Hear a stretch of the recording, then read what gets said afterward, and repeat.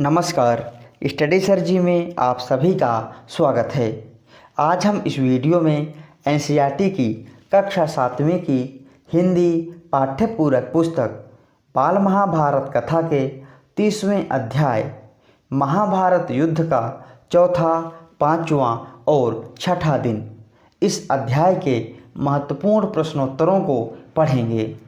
इस वीडियो के अंत में आप सभी से एक प्रश्न पूछा जाएगा जिसका उत्तर आप कमेंट बॉक्स में दे सकते हैं।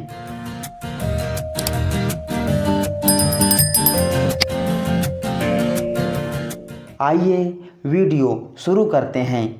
चौथा, 5वां और 6ठा दिन इस अध्याय का सबसे पहला प्रश्न है, चौथे दिन के युद्ध में दुर्योधन के कितने भाई मारे गए। इस प्रश्न के उत्तर में हम लिखेंगे, चौथे दिन के युद्ध में भीमसेन द्वारा दुर्योधन के 8 भाई मारे गए। अध्याय का अगला प्रश्न है, घटोत्कच के क्रोध का क्या कारण था।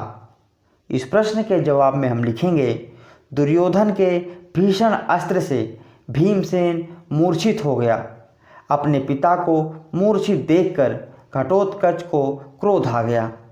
आइए अब अध्याय के तीसरे प्रश्न को देखते हैं, घटोत्कच कौन था।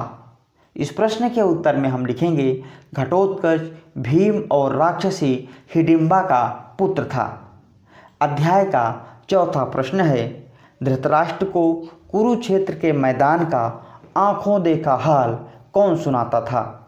इस प्रश्न के उत्तर में हम लिख सकेंगे, संजय कुरुक्षेत्र के मैदान का आंखों देखा हाल धृतराष्ट्र को सुनाता था।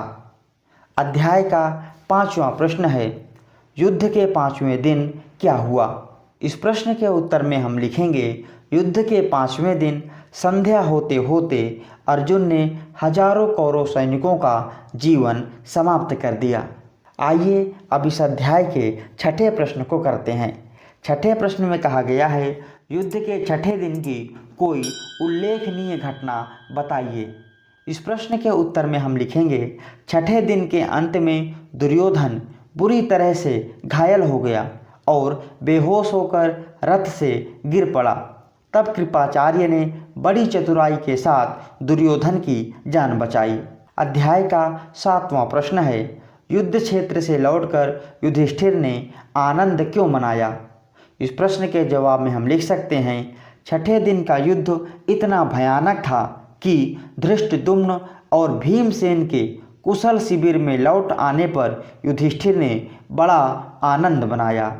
अध्याय का आखिरी प्रश्न है, युद्ध बीच में रोककर चिंताग्रस्त दुर्योधन शिविर में क्यों लौट आया।